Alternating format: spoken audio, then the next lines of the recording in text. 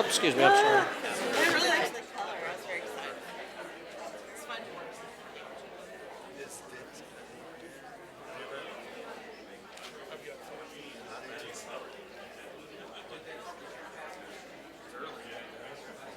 Yeah, the meeting starts at 7.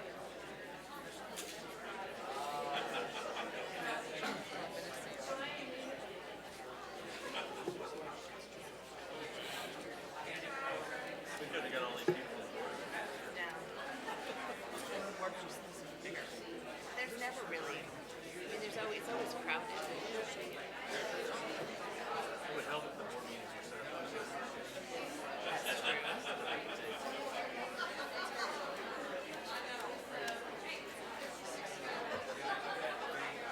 good for us, like in a work session, where we can talk about it before.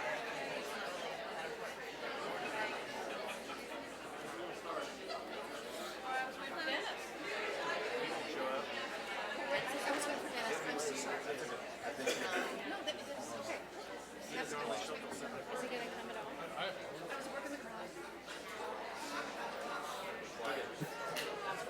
on? I know, I turned it off. When I want to talk. You ready, Joey? Joey's got this one. Yeah, that's right where it needs to be next to me. We should write in front of Eric and Martin or something. Good evening. I'd like to call this meeting to order. Before we get started, Aaron and Joey asked me to read this announcement. There's no wireless capacity available in the room tonight, as it would overload our system, and the Board of Education must have access to wireless capabilities. All documents will be shown on the screen behind us. We apologize for any inconvenience. So talk to one of them if there's a problem. Joey, please call the roll. Ms. Hodges? Here. Ms. Christian? Here. Ms. Stanford? Here. Mr. Sneeden? Mr. Bruder? Here. Mr. Rucker? Here. Mr. Haggard? Here. All right, the first order, we need a motion to approve Joey and Cassie as joint board secretaries. I'd make that motion. Second it? You good. First and second? Yeah, I'll call the roll on this one. Cappy, Yes. Lori, Yes? Dennis, Roll call. Just say yes. It's to make Okay. Joey That you're and here. Cassie the secretaries. They're going to be the secretaries for tonight. Chris, Yes. Eric, Yes. Martin, Yes. Brad. Yes. Thank you. Next item is approval of agenda. We do have some changes here. I'd like to remove completely 3.1, 3.2, particularly for time element.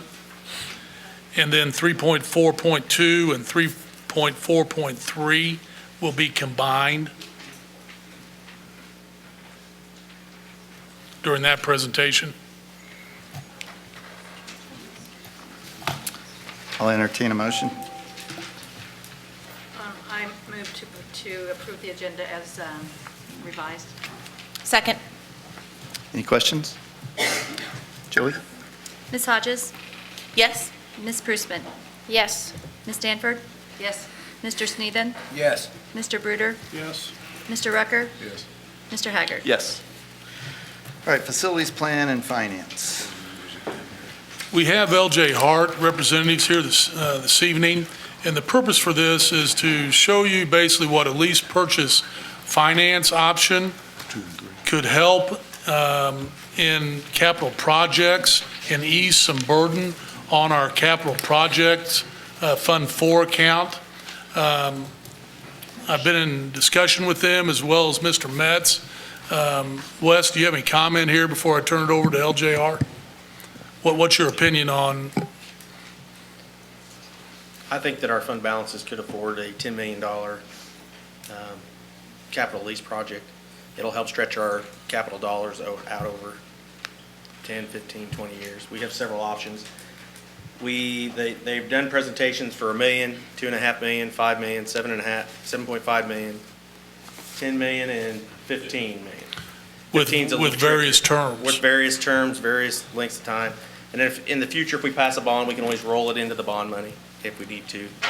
Part of the reason we were looking at this as well was in case there needs to be additions added on and you get through any BLDD scenarios that we're currently running, and we'll talk about that as well here in a second.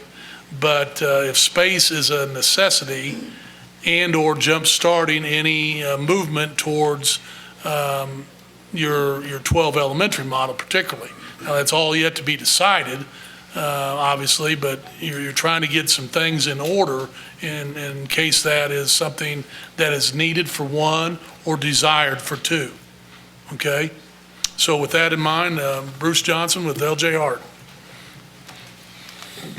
Thank you, Dr. Newhart, Mr. Metz, Board of Education. I'd like to thank you again for the opportunity to be before you. We were here earlier in the year. We were really pleased to have the opportunity to be your financial advisor as we were approved earlier in the year. This evening, we have several options, like Dr. Newhart said, that we'd like to show you, so we're going to try to streamline that presentation just for time. We have Sarah Buskowitz over here at the computer, who was a senior analyst with the company. You've met Roger Adamson here on the end before, and this evening we have Tom Pisarkowitz from the office, which will be leading the presentation. He's been with the company 10 years. He's a CPA. He's a CFO of our company, and I think you will be able to follow his presentation. He does a great job. So thank you again, and I'll turn it over to Tom. Thank you, Bruce.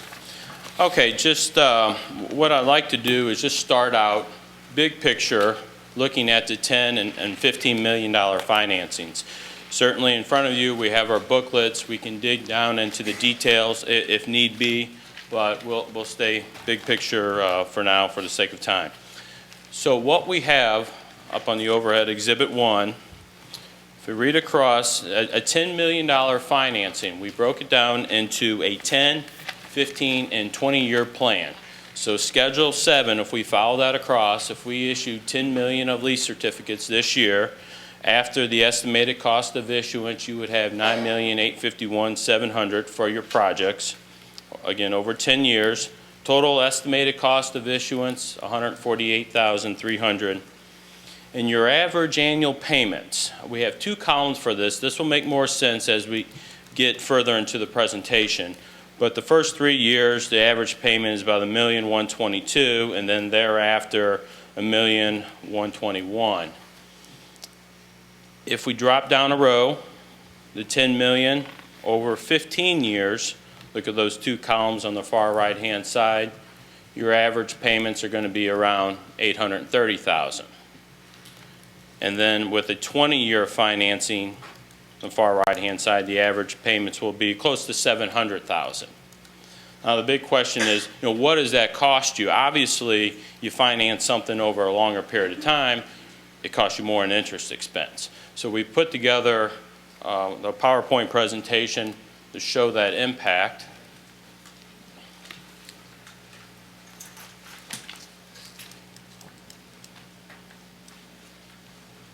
Okay, so keeping those three options in mind. Oh, we lost it. Okay, there we go. So the red column represents the 10-year plan. So as I mentioned, your average payments are going to be around $1,120,000 a year.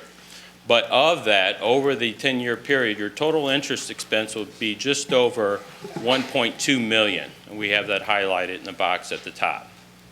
With the 15-year plan, your average payments, again, are around $830,000, but your total interest expense jumps up to $2,469,000. And then if you drag it out to 20 years, which is the maximum amount you can go, your payments around $700,000, you'll have $3.9 million of interest expense. Now at the bottom, each of those plans, we would anticipate a 5-year call feature or less. So theoretically, if you wanted to go the 20-year plan, after the 5-year mark, if you have extra money, you could prepay some of the principal to save on interest expense. So maybe it won't be $3.9 million. That's only if you extend it out that long. If we shorten it by 5 years, that would cut it down significantly. Okay. If we go back to your matrix, the Exhibit 1,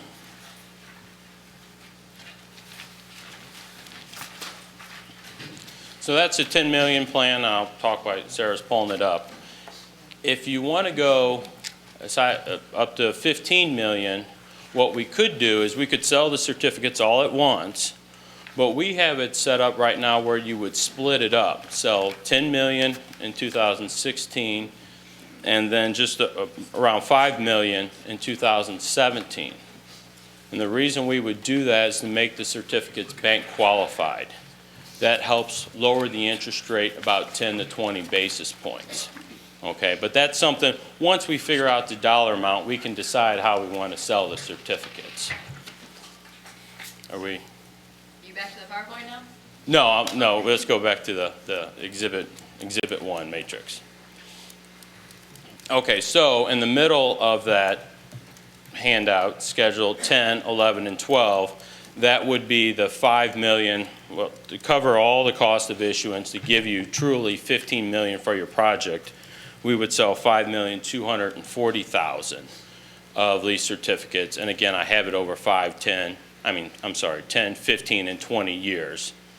And you can see the average payments on the far right-hand side, respectively, 580,000, 428,000, and 359,000. If we so to help pull this all together, if we combine the first two sections, the 10 million and the 5 million, that's where we get at the bottom section, the 15 million. So for 15 million over 10 years, 1.7 million would be your average annual payment. And then the over 15 years, you're at 1,260,000 roughly.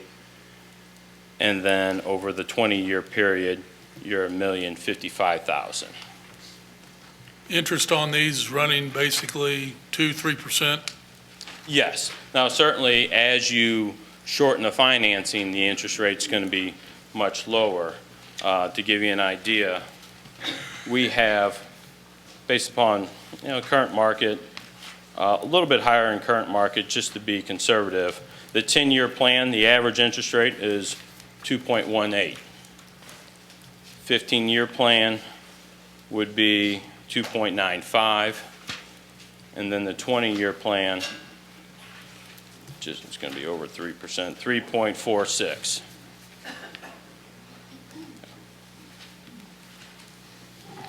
So Sarah, we on the, let's just go to the combined one, the 15-year plan here. So I'm sorry, the 15 million total financing, again, we'd split it up between 2 years if that's the route you want to go. But with a 10-year plan, your total interest expense will be just over almost 1.8 million. A 15-year plan, you got 3,657,000, and then a 20-year plan, the 5.8 million of total interest expense. So it's a trade-off. Obviously more interest expense versus a lower payment. Now we do recognize next few years may be difficult, financing, trying to pull everything together. So we came up with another option that you might like, be beneficial to you, and that is the Exhibit 2 loose handout in that red booklet. It's got the blue shaded rows.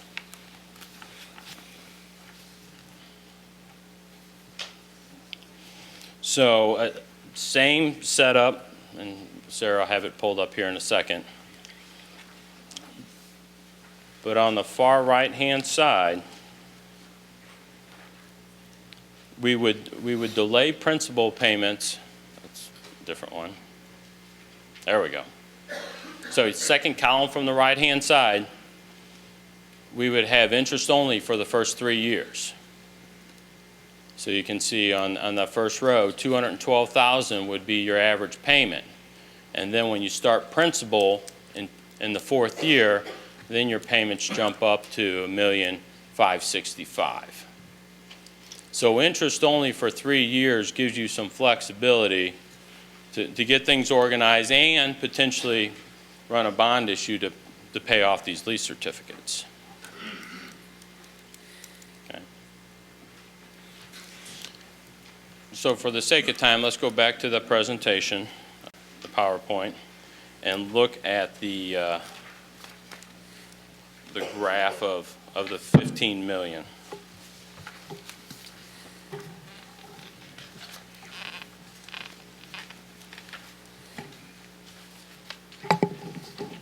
So with 15 million total, delaying principal until the fourth year, this is what it looks like. And you might have to jump in your handout, you may want to jump back between page 8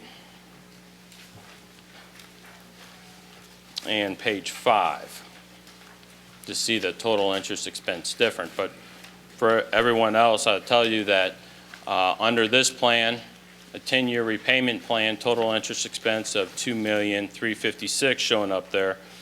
That's about $574,000 more than if you just paid principal right away. And then you can see the 15-year plan, total interest almost $4.4 million. That's an increase of $734,000 from the level payment structure. And then the last one, the $6,677,000 of total interest expense, is an increase of $814,000 from the level plan. I understand there's a lot of numbers I'm throwing around here, but it all comes down to what do you feel comfortable with in your budget. The delay in principal, again, it costs you slightly more, but it does give you some flexibility. Basically, then, on a 10-year, $10 million, okay, you could get $10 million worth of projects done immediately with $1 million payment, basically, $1 million, Right. for $1,216,000 in interest over the course of that 10 years. I think that's what it figured out. That's the smartest course to take, by the way. Otherwise, the cost of money is ridiculous. What you presented here is very good information, but the cost of money, anything besides the 10-year and either the 10 million or 15 million is a huge waste of money. I mean, Well, the interest gets you right. Right, the interest is a massive burden. Mm-hmm. Which we can if we did a bond issue 2 or 3 years, we could roll that into the bond, which would save us even more money. I understand, but taxpayers are paying for the extra money, Correct. so. Well, I wanted to show you this again for several reasons. To one, either take some pressure off your capital projects, it buys you time, or also if you're needing the additional space, and depending on what the BLDD scenarios come back at, and any community engagement you want, you have the potential to jumpstart some things, okay? And Yeah, no, it's a great solution. I agree. I mean, it's a great option. My only point is to do 10 or 15 million, that'd be determined by what the needs are, but whether you lease it over 10, 15, or 20 years, it's a no-brainer in my mind. 10 years. keep it would on be the short max. term. 10 years Sure. would be on the max, otherwise you burden taxpayers with a huge interest service obligation. I don't think that's right. Yeah, unless you were going to plan to pay it off with bonds. That'd be the only way to. What's the time frame? You have 3 years to utilize the dollars. That's Is that correct. correct? To spend the proceeds, correct. As far as pulling this all together, you have to publish it in the paper, hold a public hearing for the lease, and then after that point, you're probably looking at about 4 weeks total. We'll have to get an underlying rating from one of the rating agencies. That process within itself takes a couple weeks. So I would say 4 weeks. This is for long-term planning. We're not anticipating borrowing this money immediately. It's probably be in the fall, we'll be doing it. After we determine what we need for expanding our buildings or whatever projects we're gonna do. But this is just to give you guys a presentation of what it would cost us to do that. So Yeah. that way it would be able to expand our money for a longer period of time. Yeah, I assumed that. Okay. But I just wanted to make sure but- everybody out here. I just want to make, Yeah. I just want to make sure that we have all of the information and what the turnaround would be if and when we decide that we want to do it. We could decide to do this tonight, we could decide to do this in 2 or 3 months. It's just, we need to know what the time frame it would take in order to make that planning. But thank you, Yes. guys. The fee structure, every time you do a issue like this, I think the question was asked maybe last month, if you could borrow as you went, or would it be better off to borrow 10 million up front? That scenario, what's the fee cost every time you would take an issue to market? Yeah, if you look at the total fees in relation to the financing, it's more economical to do it all as one financing. To give you an example, in that green booklet we had a $1 million financing, the Exhibit 3. So we had roughly, the total cost of issuance on $1 million was going to be about $40,000. So you're looking at, 4% there.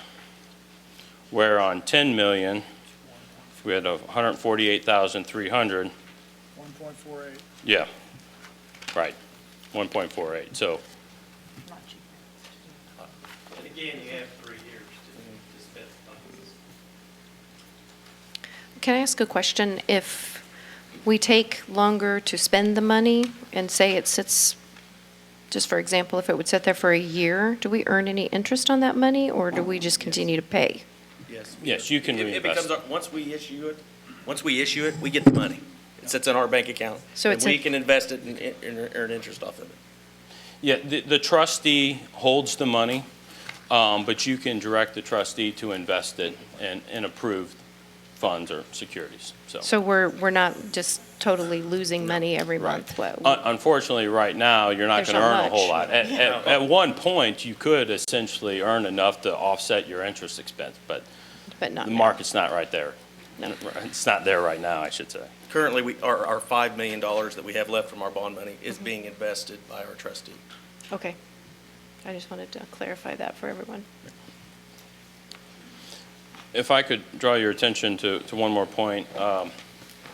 On page 31 in the red booklet, we have the Form C calculation. And I'm bringing this up because it was mentioned, a bond issue. And I don't want to get away from what we're talking about here. But this summer, something that we could talk about is, this is the Form C calculation that we have prepared. So legally, we're thinking you could, state auditor form says on line 10 that you could go up to 53 cents.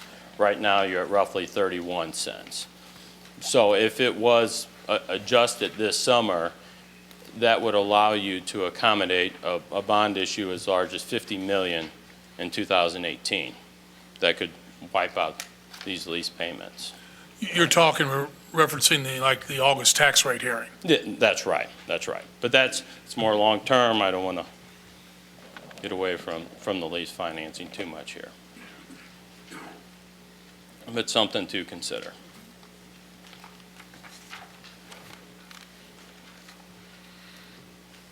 Any questions? Any other questions? No, I think it's really great information. Do appreciate it. Thank you very much. Thank you.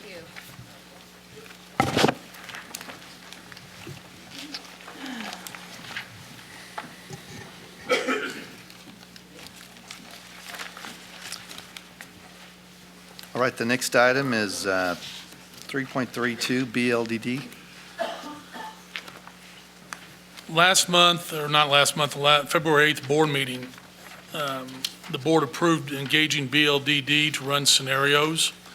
And those scenarios were vetted again through the committee, facility committee, submitted to BLDD basically to upgrade the current 12 elementary model, 5 elementary and 3 high schools, and then basically to branch out to 2 brand-new high schools with the same, well, basically with 4 middle school model and 2 high school model, and then a 4 high school model.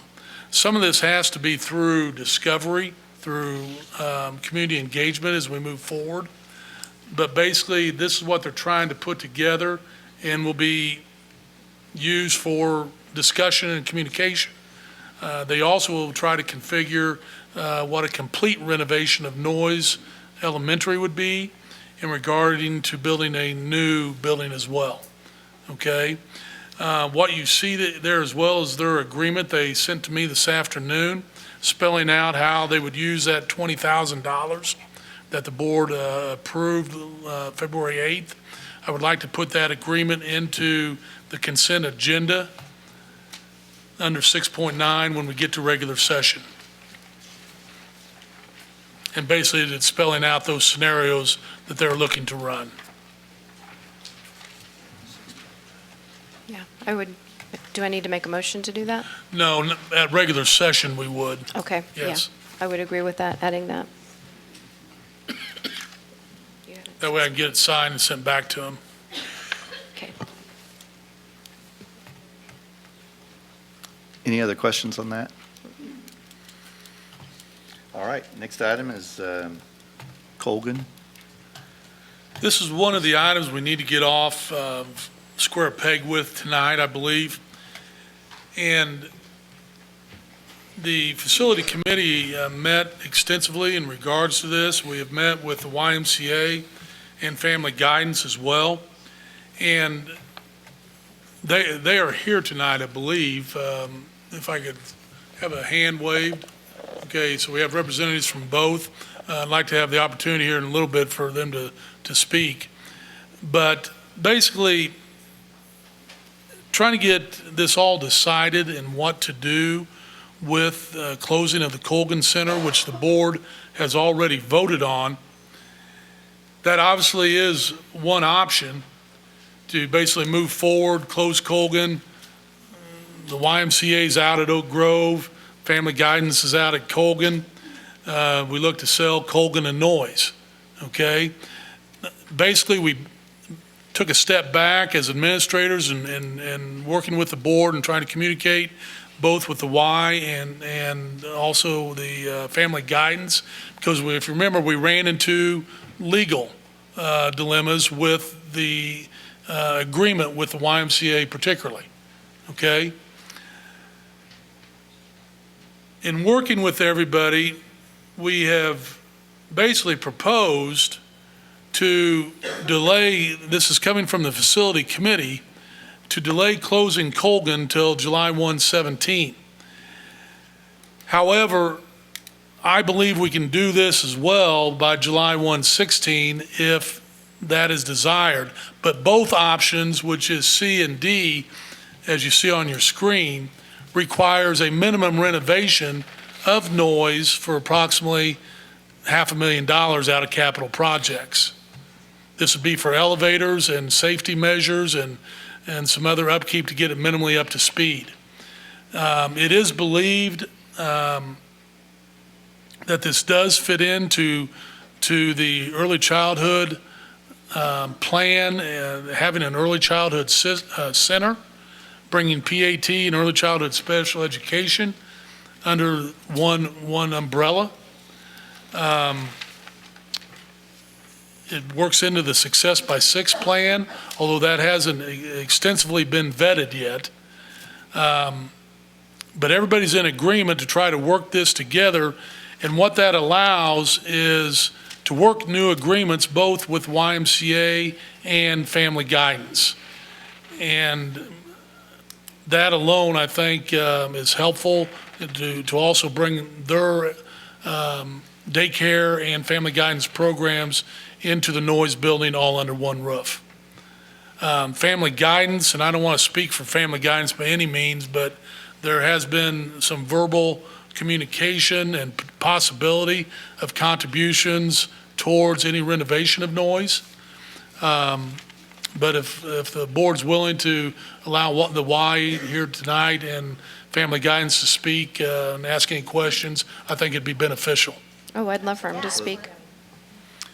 Sue, do you want to come forward, if you would, please? Sue White, CEO at YMCA.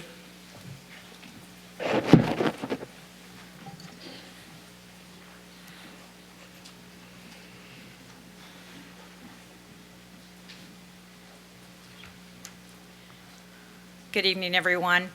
So we have presented a letter to the school district, and do they all have copies of that? It is posted there on the electronic school board. Okay, and we were able to tour Noyes School. So where we stand right now is, we don't know if Noyes is the solution for the WISE Child Care Program, but if that comes to fruition, we definitely feel like we would want to have the opportunity to see if there was a need for childcare from the YMCA there.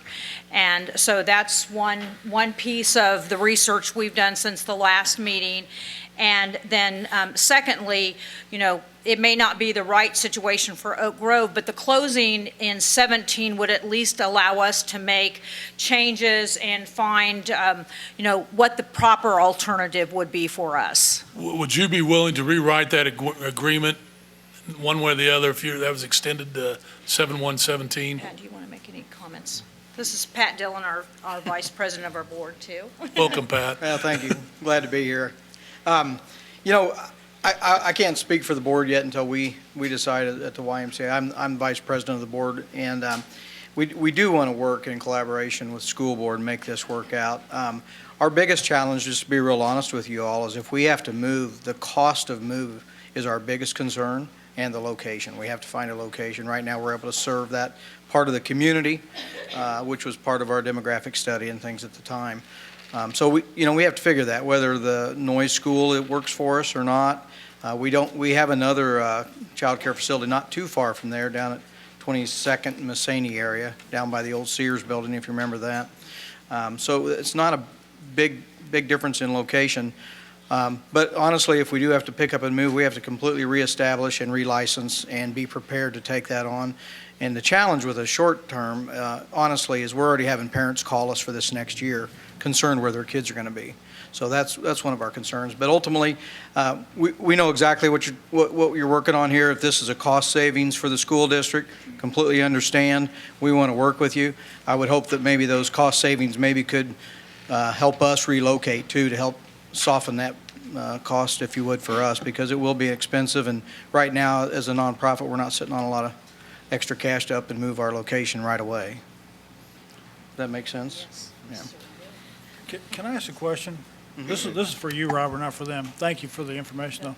I'm lost because we've already told Family Guidance that we'd work with them, that they could stay at the Colgan Center for a year after. No worries. We've told the Y they can stay at Oak Grove because there's space there to do what we need to do.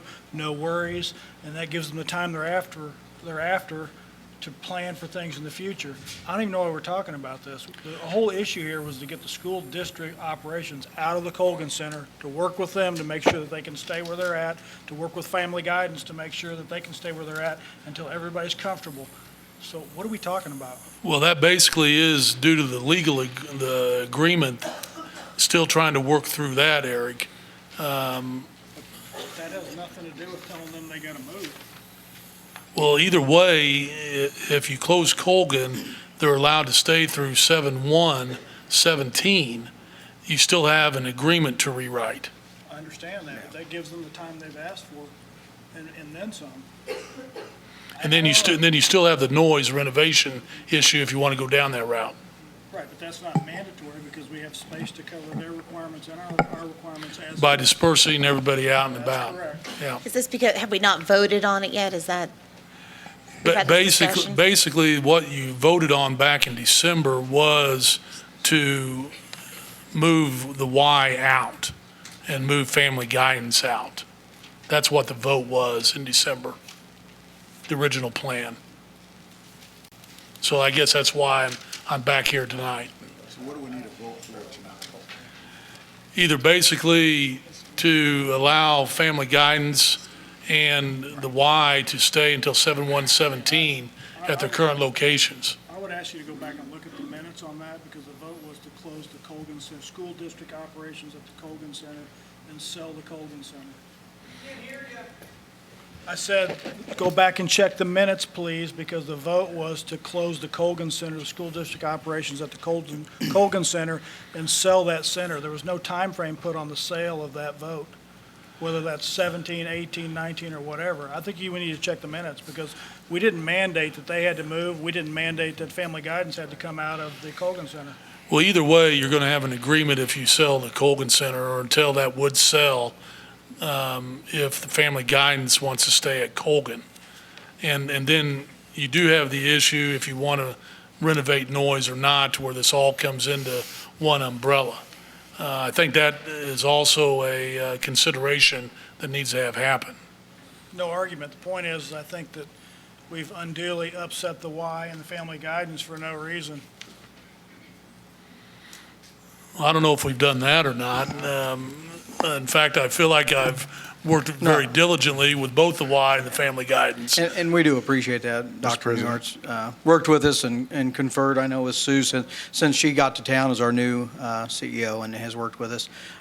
Any time frame for a move is difficult based on the fact that we just have to up and move and create it, being at least until 17 certainly helps us a lot. Find that out. Two things, where are we going to go and how are we going to, pay for that move? Mr. President, if I recall rightly in that conversation, we talked about having Colgan Center closed by the end of this school year. Correct. There was a time frame put on closing Colgan School, and it was by the end of this school year.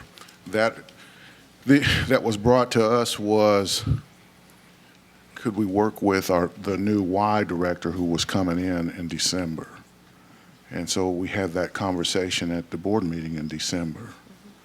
But there was a time limit on the Colgan Center, if I remember right. I could be wrong, but I'm just saying that I thought July of 16 it was supposed to be closed. I think you're right. It was discussed. That's why the urgency, I believe, in getting the daycare situated.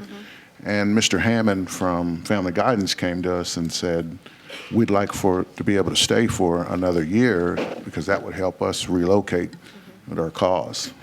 And at that time, we had said that. Yeah, we had discussions with them in the following board meeting and told them in that meeting that we would work with them and Family Guidance. I know we told Family Guidance we would Correct. work with them. That's a big yes. Yes. And that's why we're here yet today. Back in December was to approve the plan as presented, and that was at the time, the Y was not part of the Oak Grove scenario. I was just going to remark, I think one of the things that came to the surface was the noise project and the potential of, partnering on that. So I think that's where some of the subsequent conversations come from, to see if that was a transition from Oak Grove to noise. And so that's where we've been doing some additional conversation. I believe so. I'm not sure, Ms. White, were you even there the very first time we talked about closing Colgan Center? No. She was not, right? No. And She was so getting I ready to think- come in. I think we kind of was asked to table it a little bit until she came on board, weren't we? I think that after further discussion, then we decided that we were going to. Let her. We had made We the knew you decision were that it coming, was but gonna you be weren't there 7-1. yet, and the thought process was to let you get in, get your feet planted, Acclimated. and come up with a viable solution to work with the school district. And you did that in December. Is that correct? Or Yes, Jan- very soon December after, and January both. January, yeah. yes, yeah. very soon after I got here, Dr. Newhart and I met, Okay, yes. that's what I thought.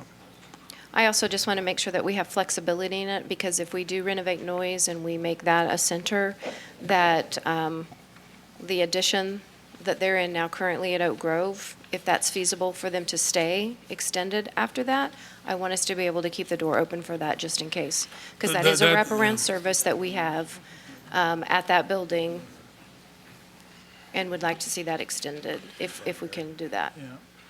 Robert, if I can, here's the minutes from the November 9th meeting. The board approved moving the programs currently housed at the Colgan Center to the Webster Building for the 16-17 school year. They also directed Dr. Newhart to work with legal counsel on disposing of the building and to look into options concerning the agreement with the YMCA. That's straight out of the minutes. And that's what we've been doing for the last 2 months.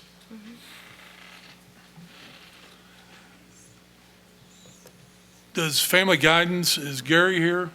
Gary,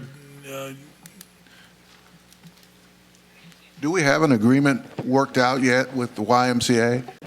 I think they need to know whether we're going to do this noise center and stuff, you know? they want to extend their, to 7117 is basically what they want to do. So you want to extend just like Family Guidance wants to extend? Yeah, so we can transition out. I mean, we're March 1st essentially, and having the time to relocate kids and families or do whatever we need to do. We need a broader time frame than that if possible. And there's room in the school, right, to do that? There is. So shouldn't be any problem. You've got to be cognizant then also 7117 of any domino effect that you potentially have with any closings of any other schools on how that would domino all the way out to Oak Grove. Well, I also understand we can only bite off so much and chew so much at one time. But right now, we're just talking about the YMCA and Family Guidance at Colgan. I think we ought to resolve at least 1 or 2 problems before we grasp hold of 3, 4, 5, and 6. I just want to make sure that 7117, everybody understands that there's if that agreement can be rewritten, that there's no guarantees after 7117. And I think if we write that in the agreement, everybody will be on the same page. Yeah, I feel like we've begun, discussing options and would move forward with that at the right time. Thank you, Sue.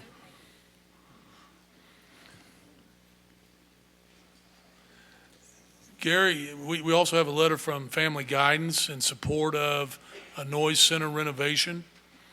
Yes. Thank you for the opportunity to be here. We really, our board, staff, strongly endorse closing Colgan School. It's a wise move. We had been looking to move out of Colgan before any of this ever came up because of the environment of the building. It's old, it's dated, it's institutional. Our concern is how to work out the timing so it doesn't adversely disrupt our day treatment programs that are located there. We strongly endorse the early childhood concept at Noyes. Our board, several of our board members and staff toured it. It looks to be a wonderful opportunity for some community cooperation between multiple organizations to serve kids. Our whole purpose is to help young kids who are at high risk for early failure in school to be successful in school. We're taking kids as young as 3, 4 years of age who have failed in daycare programs, and our job is to help them get ready for school. To be located in Noyes School would be a wonderful opportunity for them to get used to a school environment. So we're happy to work with you in good faith. Obviously, if our board is going to commit money to the project, we're also interested in how long can we stay there. We don't want to put capital improvements in and then be told, okay, we need to make room for somebody else. So we're happy to work with you. We're a little concerned about being in Colgan for a year by ourselves. It's a very large building. We're a relatively small program. We're a little concerned about sidewalk, driveways, heating, cooling, et cetera, but if that's the case, we can work with it. We much prefer closing of the program in July of 17 rather than 16, but we will work with you. Your proposal shows Family Guidance could potentially contribute to the cost of renovation of Noyes, is that correct? Our board has said that they would commit to entering into good faith negotiations, including capital, for Noyes. Very good. Is the dollar amount set in stone? Well, that all depends, doesn't it? At least. Well, I mean, the reason why I asked is because, this is probably a $500,000 project in Noyes. You know, we got savings from closing the Colgan Center at 350. If you guys contribute the balance, we get basically a one-year payback, and then we continue to accumulate the 350,000 a year savings of Colgan beyond the first year. So, I mean, you make up the difference between the savings and the cost, it's a no-brainer. The most I can say is our board is committed to working with you in good faith. I can't give you a specific dollar amount. I don't have that authority. I have a question, Gary. You're going to have a hard time, or are you expecting the school district to pay for all the utilities in the building, even though we're not going to be in the building? Well, we obviously can't afford, we don't have those kind of resources to pay for that large of a building. Wes, do you have a projection on what those costs for the heating and cooling would be for a year?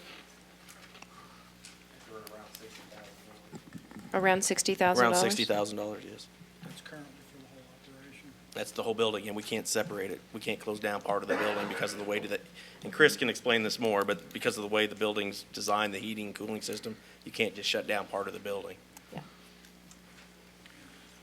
$60,000 annual cost. I think that's what we came up with, right around 60. So it'd be $60,000 just for the heating and cooling, then you add in electricity? So are we looking at closer to maybe, Right. You won't have all the lights on, so that'll save you a little bit. but we would be close to maybe 100,000? Little less? Doesn't matter No, whether you get out, 60,000 was total. whether you get That's out part of Total, it, yes. part of it or not, you're still saving money. You're saving money. So how long do we think that the projected $500,000 renovation would take for the noise building?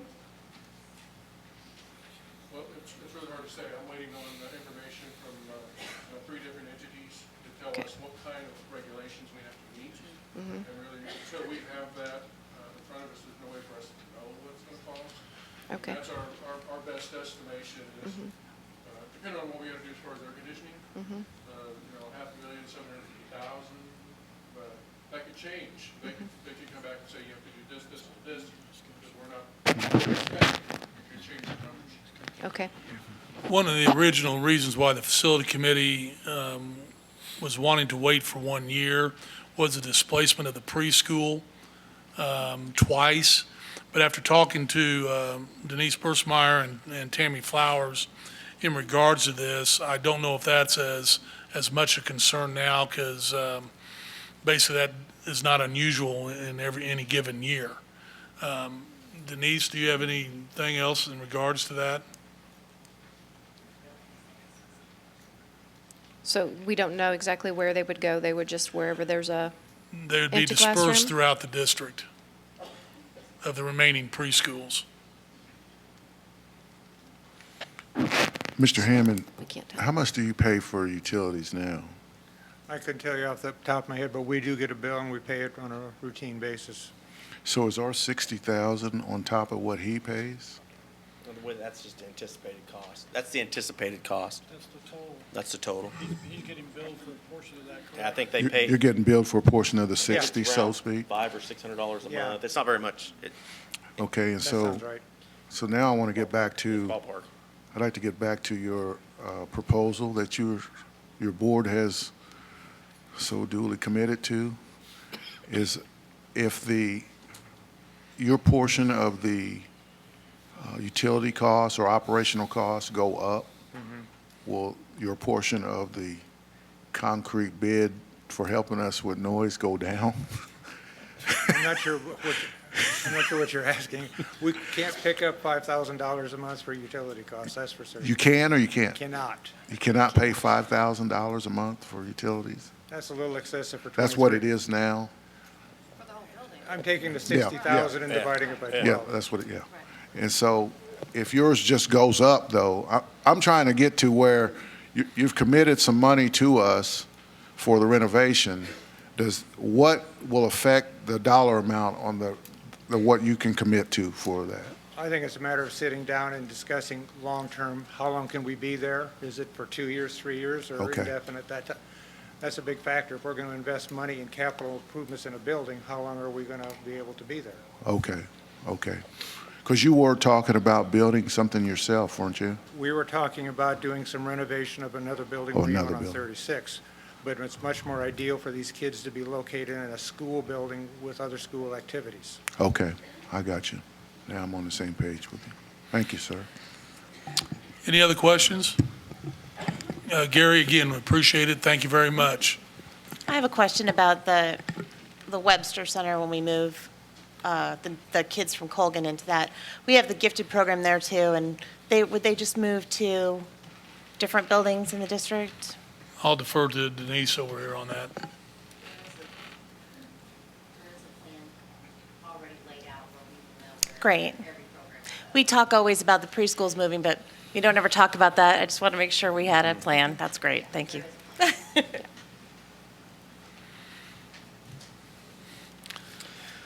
All right.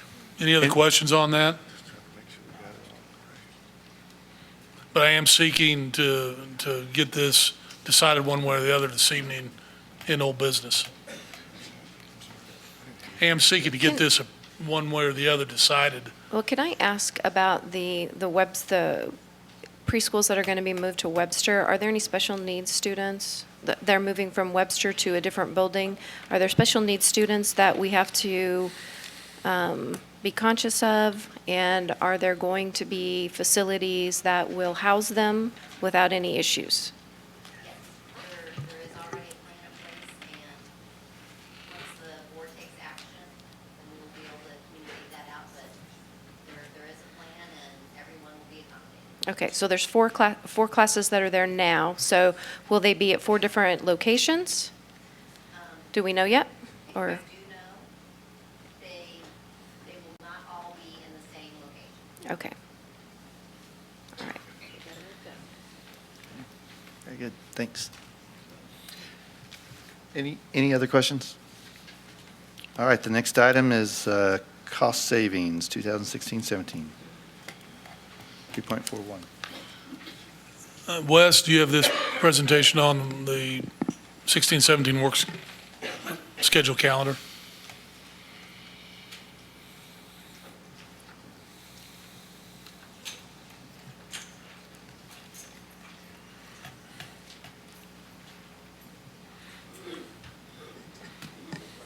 Hold it close. I'm not loud enough without it. The central office and all administrative staff will work 260 days next year.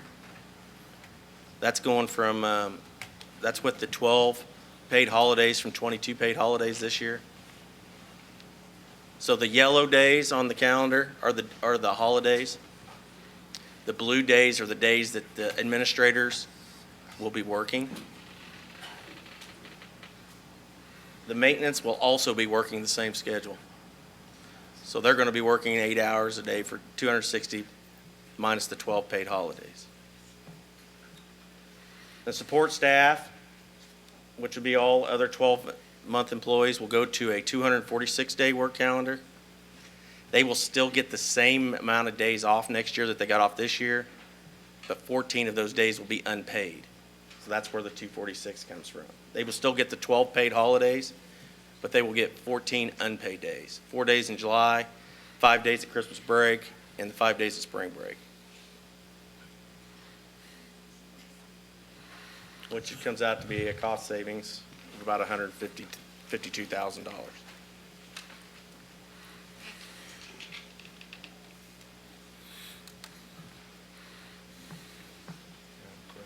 This just affects the 12-month employees only. I have a question, sir. Yes, sir. What happened to, maybe I heard it wrong, I don't know. What happened to part of the discussion where they weren't going to lose any money and it was a wash and all that? That went away last week when you guys gave us the mandate we needed to cut $6.4 million out of the budget. Well, So I'm this- sorry, sir, I wasn't here, and Yeah. I'm here now, and I Yeah. say put it back. Yeah.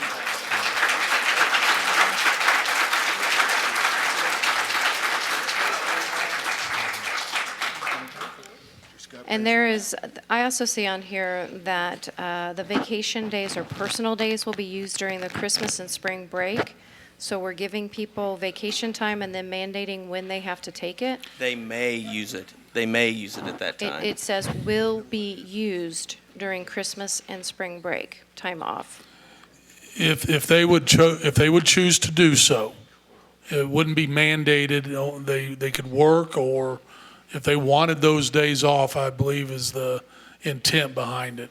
So if they decided that they wanted to take those days off and not be paid for them, then that's an option, instead of Well- using vacation days. No, under the 260-day work calendar for maintenance, they would be paid for those days. They could take their own vacation days or personal days to not work, but you are paid for those days as part of your normal leave time that you would accrue and accumulate. Well, I've received an awful lot of calls and emails about this, and I agree with Martin. I don't think we need to be changing this at this time. I think that this is just another thing where we're rushing through stuff. I think that we have got to do the due diligence, and I believe that you said at the last meeting that we were kind of tabling the holidays because the Meet and Confer Committee said that they wanted to discuss that further. Not on the holidays, it was on the paid time or leave time, like sick days and personal days. So The holidays were part of the board policy that's been before the board for the last two board meetings. So again, I really think that this probably does need to go through Meet and Confer as well, because I think that any time when it has something to do with their time and changing the contracts of all of the people that have taken these jobs and been in these jobs and took these jobs knowing that they were going to be paid less, but they were going to have this time off, and that was a part of their decision-making to be able to correlate their work with their time off with their kids. Meet and Confer is part of certified staff, teachers, and with the academic calendar, you approved for 180 days. So basically, when you talk about holidays, you're talking about non-certified staff or 12-month administrators. So really, Meet and Confer would only apply, in my opinion, to the certified teachers in regards to any negotiations currently that we would have at this time. Then who speaks for these people? We had a calendar committee meeting made up of both NEA, MSTA members, certified and non-certified members, as well as administrators. Very, very cross-section of the staff, as I believed it was. Well, again, from the emails that I'm hearing, that this all on the surface looks like everything's copacetic, but when you break it down for each one of these people, some of these people are going to lose like 3 weeks' pay. Well, again, originally was designed to where it would be offset by 8-hour days, okay? And then again, that went away with the vote last February 8th on basically the balanced budget.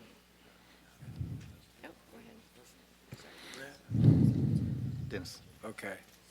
First of all, we were presented this many weeks ago about how the hourly people were getting too many 20-some days vacation. The remedy, which I voted on, and I'm sure everybody else thought the same thing, was that those employees would only get the 11 days, is that right? 12 days of holiday 12 pay days, is what, but they would be able to work an extra half an hour. So it was like Martin said, it was kind of like a wash, although it was going to cost us just a little more, but they wouldn't be shortchanged. Their checks were prorated each month. And that's what I voted on. Now, after I voted on it, even though, Eric, we voted to give you a mandate on the budget, that doesn't undo our vote. Our vote is still our vote. Now, you can recommend whatever cuts you want, but we've got to decide if we're going to vote it up or down. And I'll just say this, now you're getting into Robert's Rule of Order. I'm not sure you can undo that without a 2/3 vote to undo the vote we already voted on. the vote you took was actually to approve the policy on holiday for 12-month employees. That was the vote you took. That was the 12 holidays. Okay. Well, So- all I know is we had an understanding, we voted, thought it was over, and now it's not over, and we're going to have a lot of people mad, and Well, we met again with that calendar committee. I agree with you, it's not the easiest decisions when you're talking any type of budget reductions.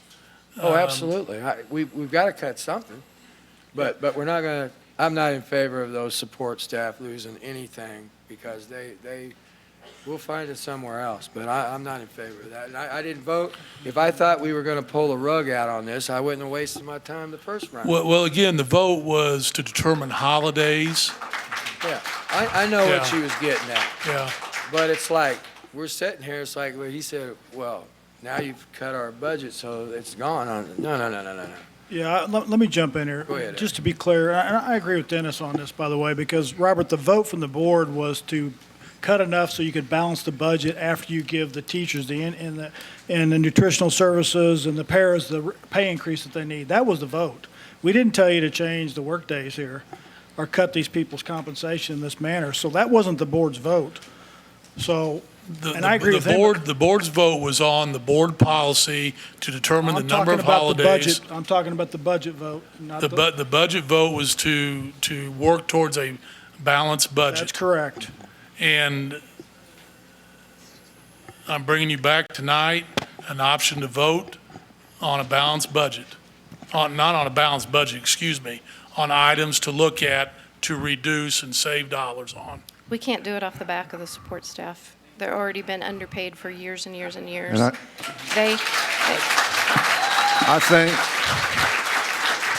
They have worked harder with no appreciation, and it's not fair to them. Every year, everyone else has, the limelight, and everybody's taking care of them. There's no one speaking for these people. And these people go, like I've said numerous times, they make a choice to work for the St. Joseph School District because they love their kids, the kids that are in this district. They want to take care of them. They want to be able to work around the days that they were promised that they were going to have off. And they took that cut in pay to be able to do that. And now we're going to come in and slash it again. We can't balance a budget on the backs of these people. Lord, And whenever you're looking at increasing, the whole thing with these vacation days or the holidays, it increases the budget when you have them work more. You end up paying more by having them coming in and working extra time, having them come into buildings with no children there, nothing to do, twiddling their thumbs, playing solitaire, turning on all the lights and the heat. It's not cost benefit for us long term. We're currently paying them for 23 days of paid holidays. That's been my only question throughout all this. How many days do you want to pay people for holidays? I want to pay them for what we've already been paying them. I don't want to change. It's not worth it. It's going to cost more money. It's not worth it. And that's been my question all along. Do you want to pay people to work? How many days do you want to pay them to not work? Dr. The Newhart, federal guideline is 12. Mr. Rucker. Dr. Newhart, I think you've done your job. I think here's where we're at. I apologize I wasn't here to get the full gamut of the last board meeting, but from what I understand is the charge was to balance the budget. What you've come up with are some proposed cuts that you see that the district could make. That is correct. Okay, I think instead of just dragging this out, as a board, we're in control of this, so the things that we agree with, that you have brought before us, we either vote yes, or things that you don't, we'll vote no. As simple as that. There's really no reason for all of us to get riled up and get upset with each other and start pitting departments against each other and staff against each other because you're getting cut and I'm not, or you should be and I shouldn't. That's not what we're trying to create here. Ladies and gentlemen, we ask that you would just bear with us, please. We know we're in some hard times. We've got some issues that we face. You can't sugarcoat the fact that the budget's in turmoil. And so there's going to be some heartache and there's going to be some cuts made. We just don't know what they are yet. And so this is just a place to start. Once you understand that we are serious, this is what's going to happen, I think as we vet it, we can come to, I'm hoping that cooler heads will prevail and people will talk to each other and our leadership will work with the staff and we can come to compromises on some things we won't be able to. But we're not going to always be in these dire straits. But unfortunately, we are right now. And so we have to work through it. And I'm hoping that everyone in this room today will hear what we have to say and the decisions that we make, that you'll pass them on to those that are not here, that we're just trying to do what's the very best for the school district itself as a whole. One of the things that's really ironic is that we're talking about, and I'm not blaming anybody, I'm not pointing any fingers, let me say this first. We're talking about cutting dollars, we're talking about cutting positions, we're talking about cutting this and that, but for some reason, we've gotten away from talking about curriculum and teaching kids.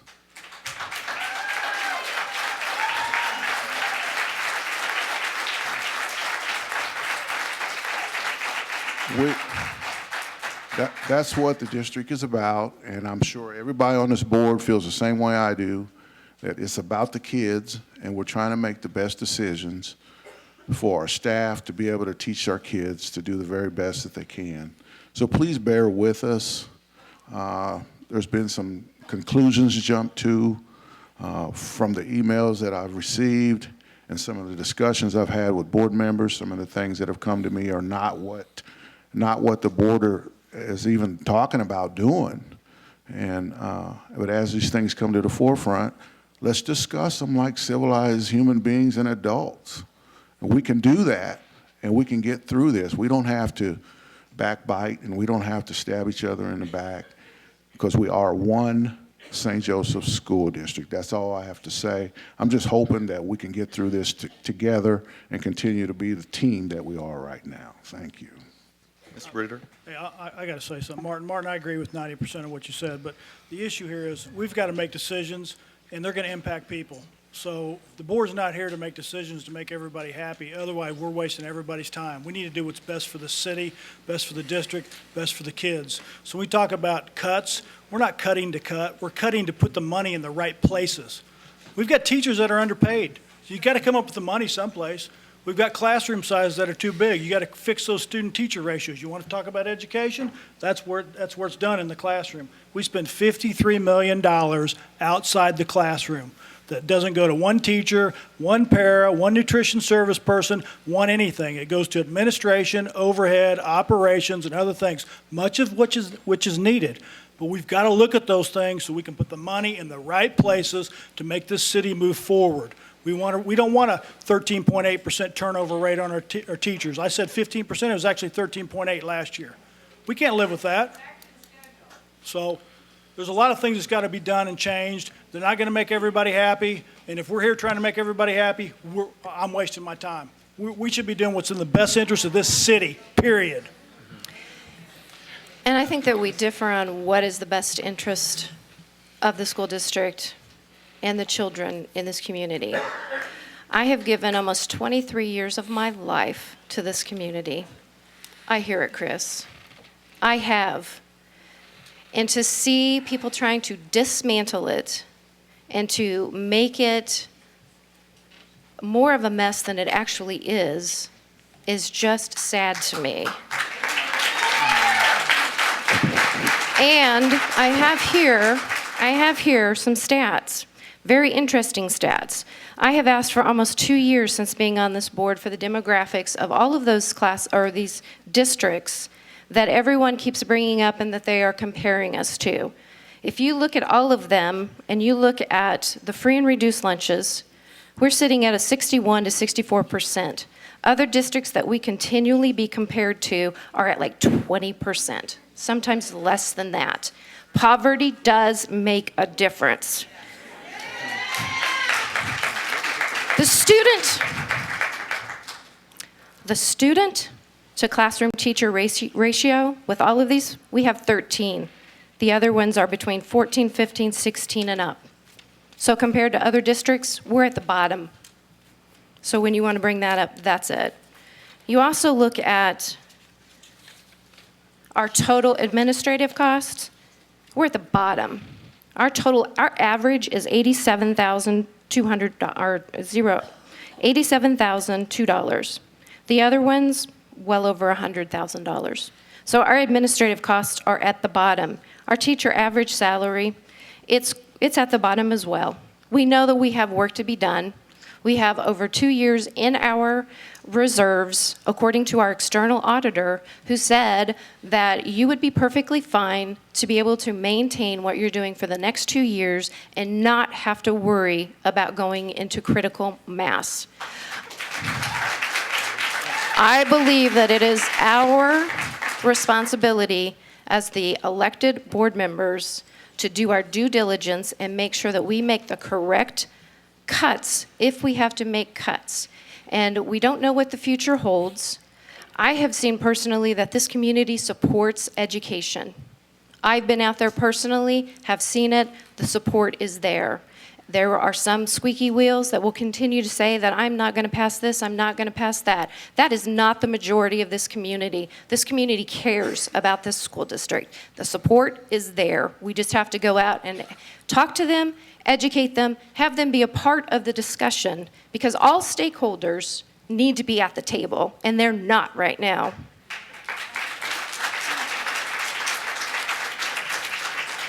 Okay, is there any other comments on the work schedule? Okay, let's move on to the next item.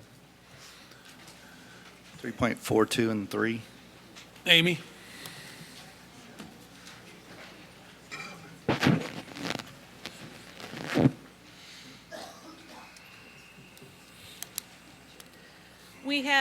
We've prepared some additional information, and I have asked, due to the sensitive nature of some of the savings, if we can talk about some of these in the executive session. The work calendar reductions are looking at the rest of the staff. We just talked about the 12 months, so we are looking at the rest of the staff as well. So whether or not you decide we want to do those or not will be up to you to decide. I've kind of heard that message. The other savings would involve some potential reductions in force, which is the area that I would want to talk about in an executive session as we review each position so that we can communicate properly if approved. But the total savings of both of those are around $1.2 million if we look at them.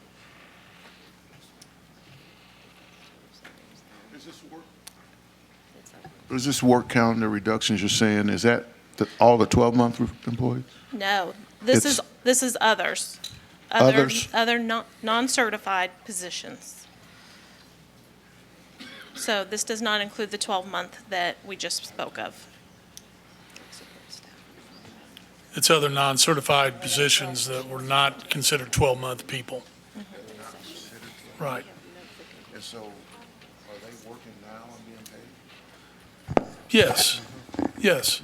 Those people now, are they now being paid for holidays that they don't work? They would follow the academic schedule and would be on a certain number of days per year. Typically, it'd probably be 200 days or less, 180 days, 190 days. They would follow the academic schedule. What you say a non-certified, tell me what you... Paras, Paras. cooks, Okay. accompanying us. So the cooks already don't get paid for the holidays, right? Correct. Okay. Correct. They follow the student schedule. Okay. All right. Thank you. Any other questions? Thank you. All right, next item, 3.4 for instructional coaches. You see the cost of the instructional coaches. If you remain the same, it basically costs us $692,000. We have two other options. Again, from a cost-saving mode, my recommendation was option D, to eliminate all instructional coaches and to get them back in the classrooms. There are some philosophical differences on the need for instructional coaches. It is good to have them, but at a time, if you're trying to save dollars, I believe it's not a necessity. So, I would disagree with that as well. I think that there is value if you do any kind of a Google search for peer-reviewed data, articles on the instructional coaches. It keeps the teachers from being siloed. It is not our place to tell a professional what they should be doing within our school district. If these teachers chose that they wanted to go into this extra bit and advocate for kids on a different level, that is their choice. It's not our choice to tell them. Looking at this, how much have we ever looked at how much these coordinators and what the instructional coaches are saving us as far as buying curriculum, textbooks, and things like that? Have we ever vetted that? I don't know if that's the instructional coach's responsibility. It might fall more in lines of the curriculum coordinators. But from an instructional coach standpoint, Who implements the PD?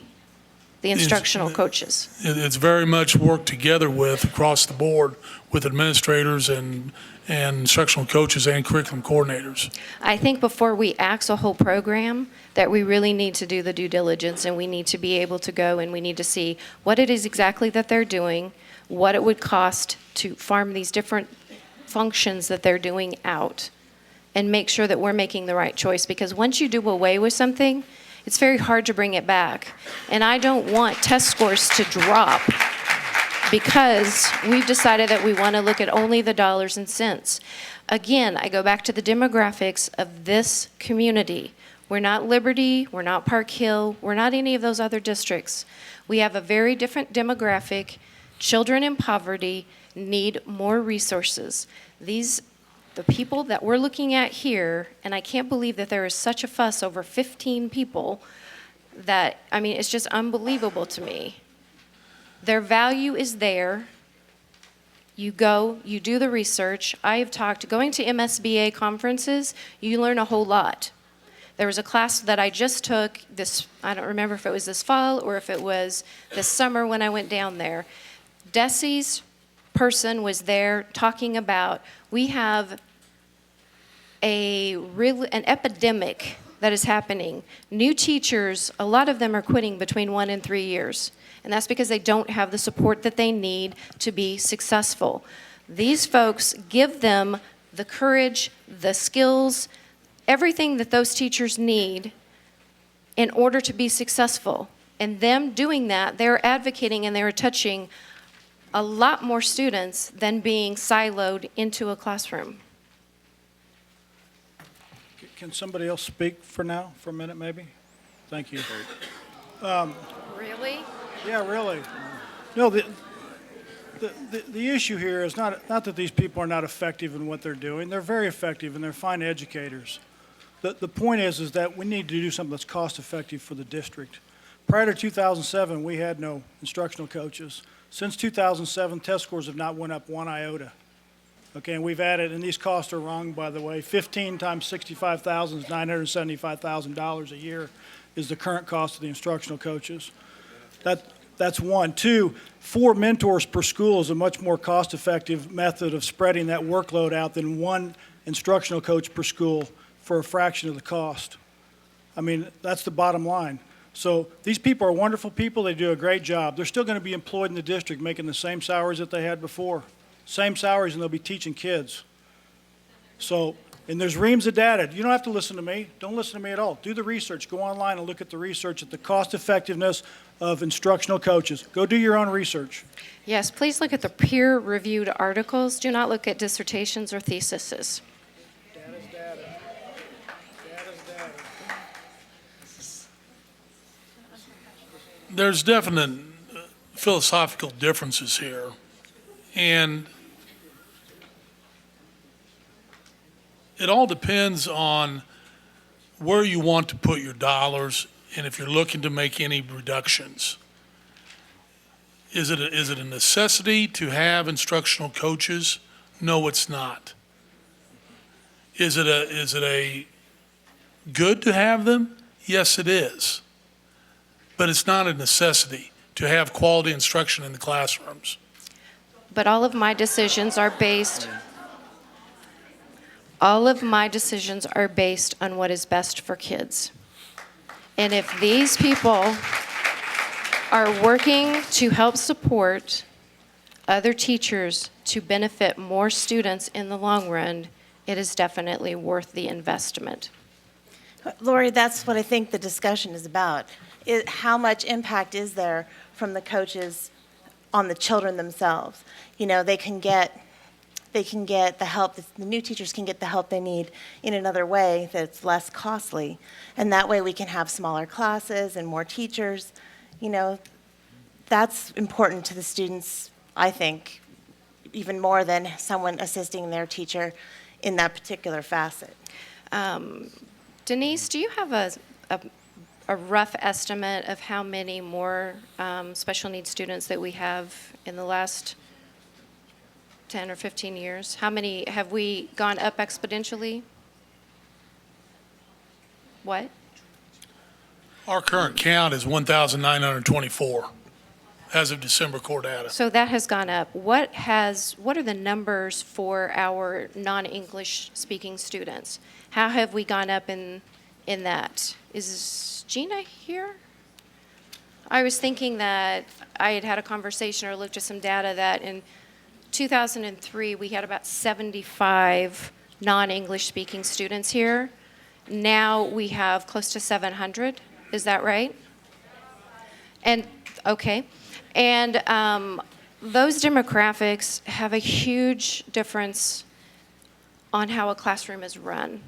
And I know Dr. Newhart and I had a conversation about we talked about last meeting, we talked about that the tutors weren't the ones who were getting that credit from the government, that it was the classroom teachers who were receiving like a reimbursement for getting their ESOL or their certification.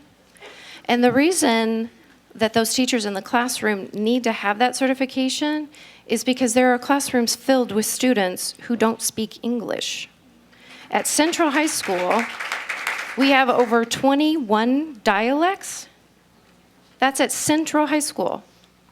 Teachers in the regular classroom are working with these students on a day-to-day basis. These children are not pulled out and put into separate classrooms. I think that we need to understand how the classroom works and what goes on in those classrooms before we jump to making these major cuts.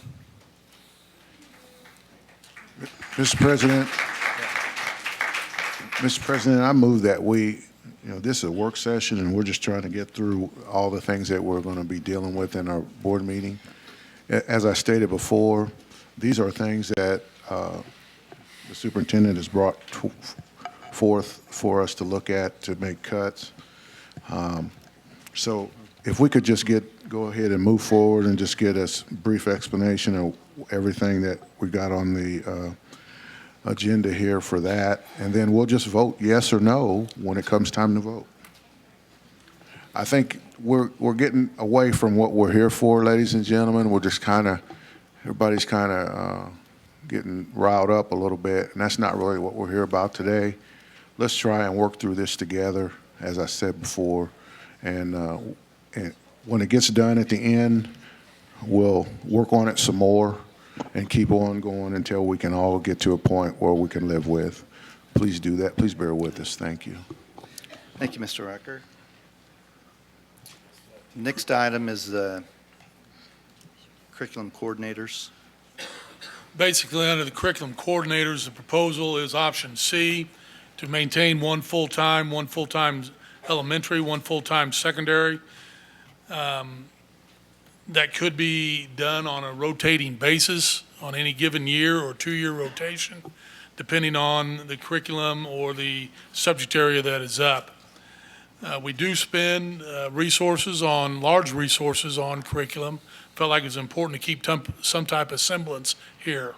That also included 8 elective positions, but putting them back into the classrooms and actually paying them an extra duty amount for after-school curriculum monitoring and determination or rewriting, those types of things.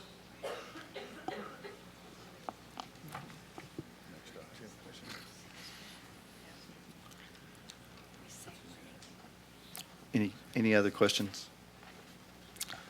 Yes, I do. Dr. Newhart, on these coordinators, you're recommending basically splitting them in half? Is that right? Or No, cutting the total in half, is that right? Basically, it is, there's 2 currently elementary, and then there's 4 core at the secondary. The core curriculum coordinators currently get not only a core curriculum extra duty amount, but then also get another extra duty amount.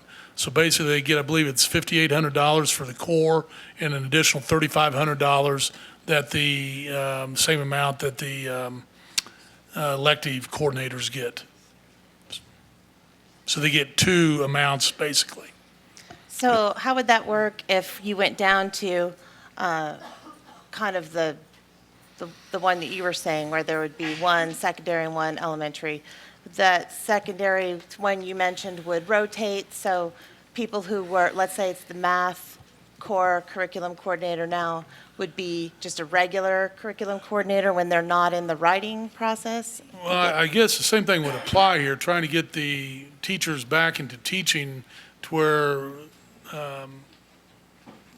I believe at this time in a cost reduction mode, that is where our best teachers need to be. And you could allot for those core curriculum coordinators that were not up for their subject area for that given year, rotate them out and to pay them a extra duty amount outside the teaching day. So this is what the elective coordinators would be getting, that same, the $3,500 that they get, they would get that That's an same option, thing? I guess, Cappy, that that's not what is being That proposed here, you but had that not thought- would be okay. an additional option. That wasn't something that had been discussed in this particular model? I Correct. see. Okay, and so I talked to you a little bit about this, and we talked about possibly some time that the elective coordinators might need to take out on occasion from the school day, or they could get a substitute for doing some of this work as well? They currently do right now, basically on the elective areas, and we could continue to do that, whether that is, once every 2 weeks, once a month. I think it's currently once a week right now, or is it once every 2 weeks? One person once a week? So that they would have some school time for doing some of that Correct, work. because they do need to get out to the various buildings and see the curriculum being implemented. Right, so that makes sense there, okay. So how often is the subject writing a curriculum? And how long does that take? I'll defer that to Brian or Sandy right now.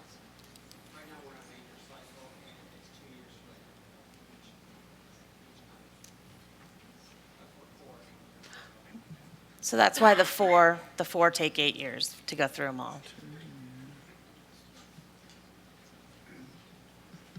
And then do we have multiple subjects writing curriculum in each year?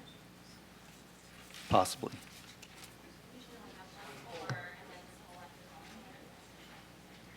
Oh.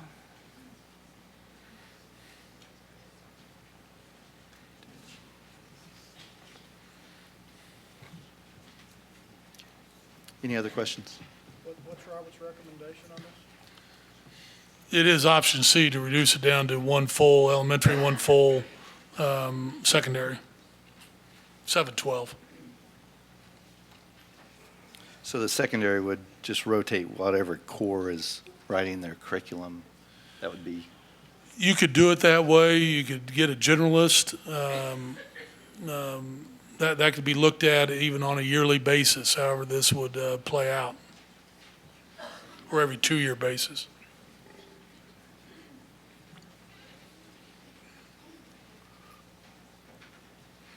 any other questions? All right, next item, 2015-16 community recommended expenditures. Yes, basically in consent agenda tonight, recommendation is to continue on being part of 2 organizations in the community in regards to the school district belonging to, and that would be one, the Community Alliance, that is we are currently part of, and then the second would be the Chamber as the second largest employer in the city. I think it still needs to be done, and that basically is a total. There was a $1,500 allotment for miscellaneous. I think the total budget amount I was proposing there was $27,500. That is a savings from the prior years of $6,000 to $7,000 from last year, but then almost $40,000 from the prior 13-14. But at this particular time, I would still like to go ahead and pay the membership fees for the 15-16 year for the Community Alliance and then also the Chamber. And then the other ones that we talked about last time, is that just on a, when they come due, then we will just discuss them at that time? That could be as a per item basis. Okay. I don't see on this attachment where you had those amounts broken out. I thought it was on here earlier, but I think that's on the 8th board meeting, February 8th meeting. We didn't repost it. no, I saw it for this one. Is this Maybe the one you're it's. talking about, Frank? It's on page 2. Must be clicking the wrong one, 'cause it's not That's just- part of Unless you that. scroll down. No, I went through all the pages. It starts off as this. Does it say budget? It starts at this one. And then it scrolls down to this. Mr. President, I have a question for Superintendent. Yes. How long have we been a part of the Empower U? And why are we not a part of that anymore? Isn't that something for our kids?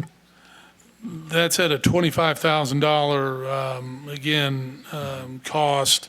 And basically to, Let's put it. again, looking at reductions and whether it was needed or not, talking to directors. I think it's not that it's not a good program, but the actual need, maybe student impact, is not as direct as some other things would be I'm sorry, I missed the first part of his question. What was it, Martin? on the Heartland On the Foundation. Empower U, I was just wondering why we were getting out of that. We've been in part of that since it opened up, I believe, haven't we? Yeah, and actually, that was a program that we used to go to Kansas City for, down in North Kansas City, and then this was built here, and then the students started going here instead of taking that money and going down to the Kansas City area. So are we going to eliminate the option to go to Kansas City? We haven't been. Yeah, that's not in the plans. And the Pony Express Council, isn't that Boy Scouts? Is that Boy Scouts? The Pony Express Council, Learning for Life, what is that? we haven't paid for any of those items this year. Okay. The Learning for Life, that's like, isn't that a 6th grade project? I think all the 6th graders participate in that. That's Empower You. Okay. Okay. Thank you, sir. Denise knows what it is? Could somebody, Yes, please. please. Absolutely.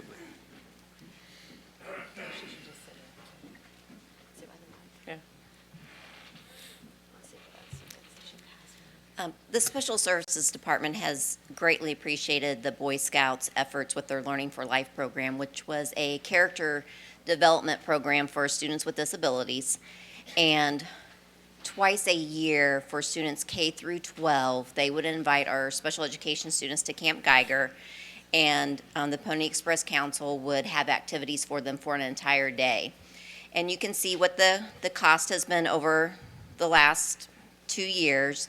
And through discussions with them and myself and feedback from the teachers, we moved from going twice a year in 13-14 to once a year in 14-15, and then we mutually agreed to discontinue the program because it is an expense, and the feedback from the teachers was that that money could be better utilized towards direct instruction, curriculum and materials. It made for a pretty expensive field trip opportunity. But we do appreciate what the Pony Express has done for us, but it was mutually agreed that we would discontinue that program. Any additional questions or clarification needed? It's good information Thank to you. have. Thank you. Thanks.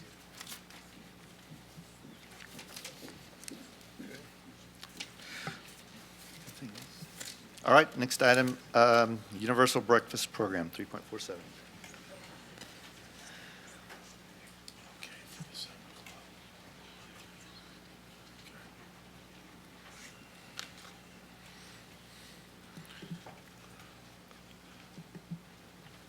Ready to move forward on the Universal Yes. Breakfast Program. Leah, quickly, we'd like to run through these next several so we can stay on track for our regular board session. You have my letter, the information, and also a list of what paid breakfast costs in the Kansas City area. I'm estimating that the cost to our department would be about $250,000. That's about $1 to $1.25 for each paid breakfast that we serve. So the free and the reduced, they are reimbursed to us, so they don't cost us anything. So, are there any questions? I have a question. At the Title I schools, are those only for the free and reduced kids, or are they allowed a universal? Well, currently, we're in a baseline year for Provision 2, so we may be able, to, at the very high free reduced schools, be able to go ahead and extend the universal there, but we're still working out those statistics right now. They need it to be a certain statistic in order to? Yeah, they have to have a certain percentage in order for it to be financially viable. It's a certain percentage of kids on the free and reduced lunch? It is actually a certain percentage of the participation, so we have to look at participation. So they want to see that lots of kids are doing yes. it if they're going to be paying Sure, for it. I yes. see. But that doesn't apply in the schools that don't qualify as Title I? No, well, it doesn't even necessarily mean Title I, it's just the participation of the free and reduced students in the breakfast program. So we actually have to look month by month at how many paid, how many free, and how many reduced students eat lunch I or see. breakfast, Okay. breakfast each month. And, but we are running those numbers for every school. Since we were doing free breakfast at every school anyway, it made sense to at least look at every school. Right. So. And yeah. so do you have any preliminary numbers yet, or is it too soon? No, we are actually compiling it right now. We're looking at every month, and we'll make a determination. We'll recommend to you all whether or not Provision 2 would be a viable. When do you expect that will happen? I probably will do it probably in April, because that's when we'll be able to. When you're look wrapping that up, yeah, sure. Yes, yes. So Wes, do I remember correctly that for every free lunch or breakfast that we're actually still losing money? No, not the free ones. For the free ones, we're getting reimbursement, and that covers our costs. You get reimbursed $1.99 for every Yes. free, $1.69 for reduced, Yes. and 29 cents for the others. The point here was to discuss those that are not on free and reduced. They have the means to pay for a breakfast. The school district shouldn't be subsidizing those costs. Well-to-do kids need to pay for their breakfast, not taxpayers. That's the whole point. Free and reduced should still get their breakfast covered. They need it, but everybody else should pay for it. And we will be offering breakfast to everybody. Anybody that wants to purchase a breakfast will be able to do that at a really reasonable cost. I mean, you can't go anywhere. I'm probably looking at $1.25 for a paid breakfast. And everybody that's still reduced or free would qualify accordingly. Absolutely. Thank you. All right, thank you.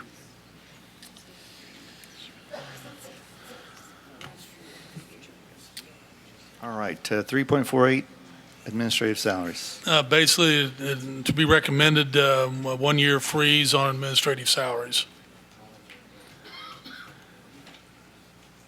There is no dollar amount figure there because it'd just be a net zero for 16, 17. Any questions there? What number was that? 3.4.8. Administrative salaries. It's not on. Any questions? University. Go out of there? It's the next one. Right, next item then is 3.5, compensation Next study. item. Amy?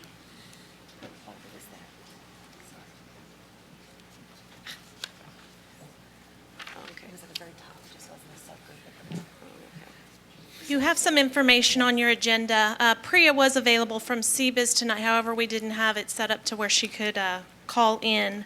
So if there are questions that I'm unable to answer, I can call between the work session and the board meeting to get answers back to the board on this. You have a results overview that I want to kind of go through so that you understand what the information is being presented. The first page we've gone over several times. This is just an overview of the process that we took with the compensation study and what we were looking for. So I don't think we need to review that first page again. We've done that several times. But as we get into the other pages, this is some additional information that we are presenting to the board, along with presenting the information in a little bit different format. Hopefully it's a little more understandable and a little more condensed from all the spreadsheets from before. So on page 2, you have peer school district organizational data. I know this is information that the board had asked for, so we put the information on there from the districts that we were comparing salaries to. That information is on there for informational purposes only. As we go into the bottom section of that page, you get into some of the numbers and figures based on the compensation study. So I want to talk about that for a minute. You have two kind of approaches that we've looked at. You have a market-based approach. Market-based approach is strictly looking at market data, so the comparisons of the districts that we presented. The market-based approach that we took and what we presented in here is at the 50th percentile. 50th percentile means that 50% of the districts pay more for that position, 50% pay less. So that's right in the middle. That's kind of where we have discussed where we would like to get to. Ideally, between 50th and 75th percentile is a good position to be in. So we have the market-based approach and then the market and equity-based approach. Now I want to talk about the equity-based approach. So what that is taking the market data, but then looking at our organizational structure and matching that up. So what that means is, I'll give an example of some of the data that you have in here. So one of the pieces of information in here, if we strictly went by market-based approach, what that would mean is based on the information that CBIZ has provided, our high school principals, their 50th percentile is more than our director of secondary. So as an organizational structure, you would not implement a program where a direct report would be making less or on a salary structure less than their direct reports. That's just one example. So when we look at this, we want to look at kind of a mix of the market and equity-based approach. So we'll talk about some of our recommendations on that. So you have here, you have total actual annual below minimum. This means the dollar figure to get everyone up to the proposed minimum of their salary schedule, okay? First step of their salary schedule. That's the cost on market-based approach and market equity. So the 1.8 and 2.1 million. The total number of employees below minimum is just that. You have total step adjustment cost. This is the additional cost it would take based on the proposed salary schedules to get people to their correct step. So that means based on their education and experience level, you would want to move them accordingly on the salary schedule. To do that, you would have additional cost. So then you have the total implementation cost. $4.1 million for a market-based approach, $4.5 million for a market and equity-based approach. You also have information on total annual above maximum. Those would be employees that, based on the proposed salary schedules, would be above the maximum of that salary schedule. And then the total number of employees that affects. If you turn to page 3, we've also then broken down that information by job families. So during this process, what we've done and what we've been reviewing are the job families that every position is placed into. So every position in the district would fall within one of those categories: administrative, educational support, healthcare professional, other support, and teachers. You have it broken out on what the cost would be for each of the job families as well. So you can see there what that total implementation cost per category would be. Okay. As you look at the data that's being presented, starting on page 4, you have 2 real spreadsheets attached. The first one is a comparison of the market-based recommendations and the market and equity-based recommendations. So this is a side-by-side comparison based on the position. You have a side-by-side comparison of what that would look like at a market-based approach recommendation and one on a market and equity-based. It also lists out the market 50th percentile for each of the positions as well. So that's listed out for each of the positions. In addition, you also have a second spreadsheet that starts on page 7. And this is a similar comparison, although instead of the 50th percentile, it has the average actual annual salary. So when we talk about what that means is if there's one person in that position, then it's the average of that one person. Where if you have 10 people in that position, there may be 10 different salaries and you're averaging those together. So you have an average annual actual salary, and then you have proposed salary ranges. In addition, you have a comparison of St. Joseph. So you have proposed salary range and then St. Joseph comparison. The St. Joseph comparison lists by position whether they are above or below any proposed range for them. Okay. So Amy, I'm sorry, can I just interject? You sure can. When it says that range minimum, it's got we're just looking at the top one here at minus 5,612. And I see that the average actual annual salary, the first thing there is about that amount from the minimum proposed salary range. Is that our actual, somebody's actually being paid that amount? Is that, but it says average? The average annual salary, that would, if there's one person in the position, then that would be. I understand. But if there's It's not multiple always people. just one person. Right. That's right. If it's multiple people in the position, it's an average. And when you're averaging some of these together, like the teachers, you're not taking into consideration their schooling and their degrees, correct? Well, and on that information, the teachers are not listed on this because they would have a teacher salary schedule. That salary schedule that would be proposed would take into account the education and the steps, just like they have today. Right. So they're not specifically listed on this. This would be all other positions. The teachers would have their salary schedule similar. So as we're looking through this information, there's some things I want to talk about. So in light of the budget and the balanced budget discussions that we're having, if the board is inclined to continue to move forward with the implementation of a compensation plan, then we have some recommendations. And I want to talk about those just a little bit. We've got to move forward with some of these compensation structures, the salary structures. We're coming up on some really tight timelines. The biggest timeline that we have is on the teacher salary schedule to make sure that we get contracts issued in time. We're going to start meet and confer sessions this week, actually, to start talking through some of these. Want to use some of the proposed schedules to start those discussions, and then we'll work towards a resolution there.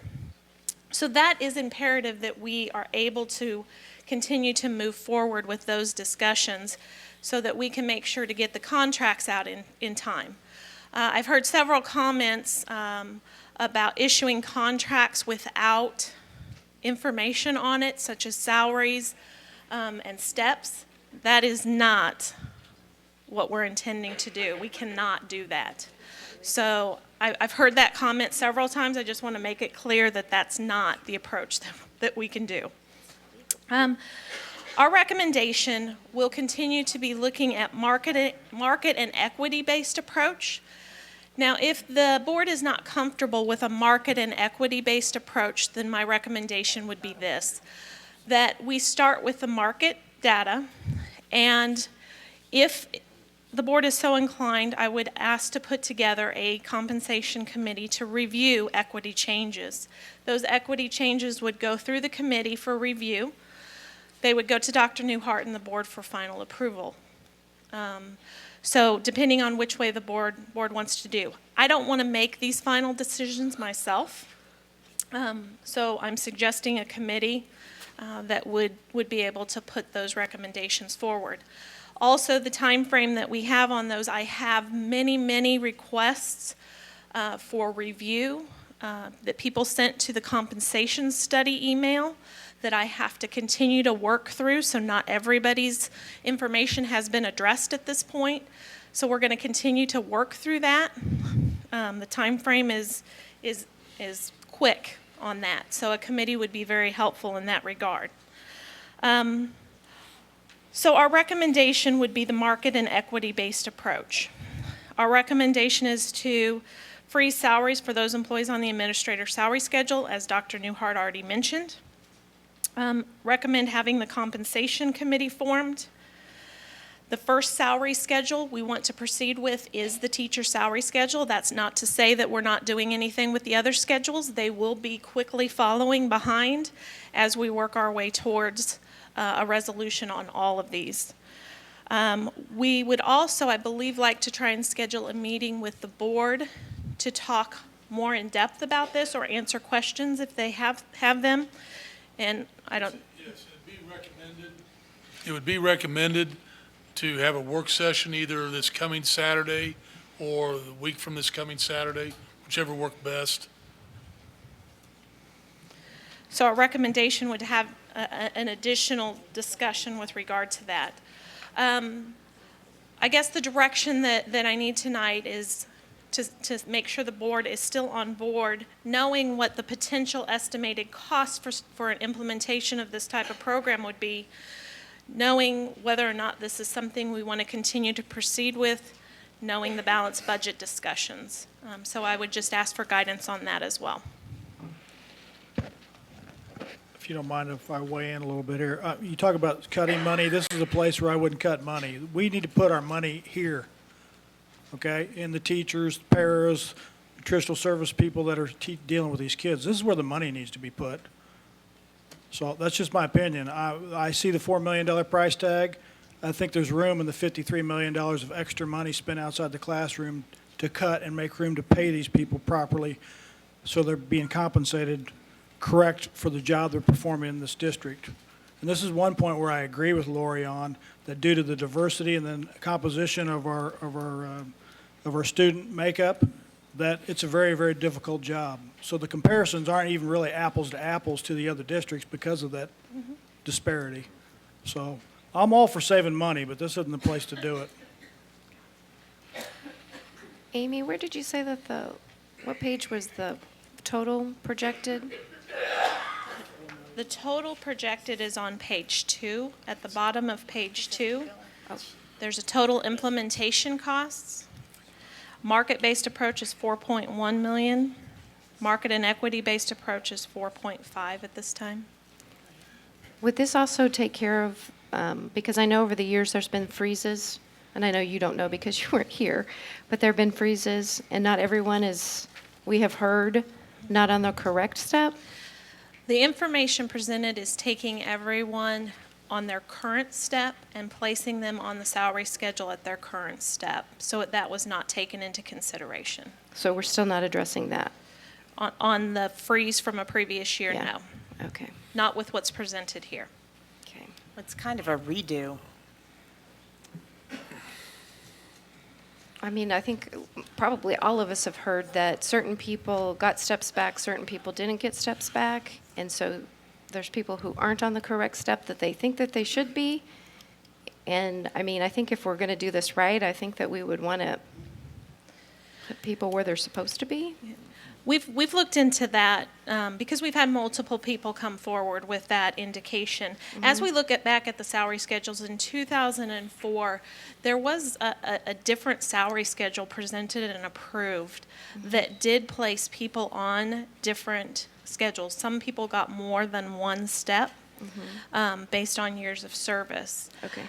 That was based on the salary schedule that I'm assuming was all approved at the time. So whenever I've looked at people and the step that they're on, it kind of goes back to either a freeze of the salaries or that strange salary schedule that was during the 1 year. I think there's still people. Can we come back at a work session either this coming Saturday? How many people could make a Saturday work session this Saturday? 8 to 11? Yep. I can do this Saturday or next Saturday. Whatever it takes. Martin, could you?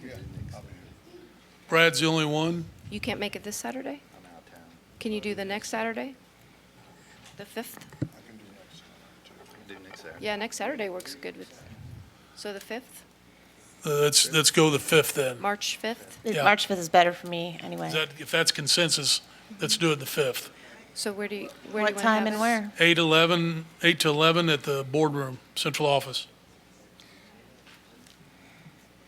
Do I need to text you to remind you?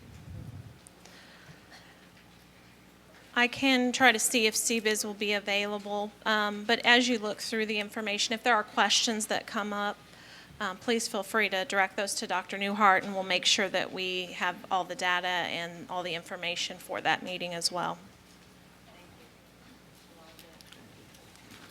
Thank you. Thank you, Amy. 3.6. Okay, last item, 3.6. Basically, under 3.6, we need to come with a decision on this, just from the standpoint of trying to get off square peg. We do have an HR director position open with an approval of a resignation this evening. And then also, my recommendation here this evening will be to roll the secondary director position and an associate superintendent position all into one. In other words, create one position out of two, and trying to get the help that way. Didn't you recommend for the associate superintendent that they would have other departments that were reporting to them? Is that going to change? Basically, that would still be the responsibility then of that academic associate superintendent to oversee special services, elementary and education, as well as be in charge of secondary, and then also data management and also program reviews and assessment. And then they would also take over the duties of the current secondary education person? Correct, that's what I mentioned.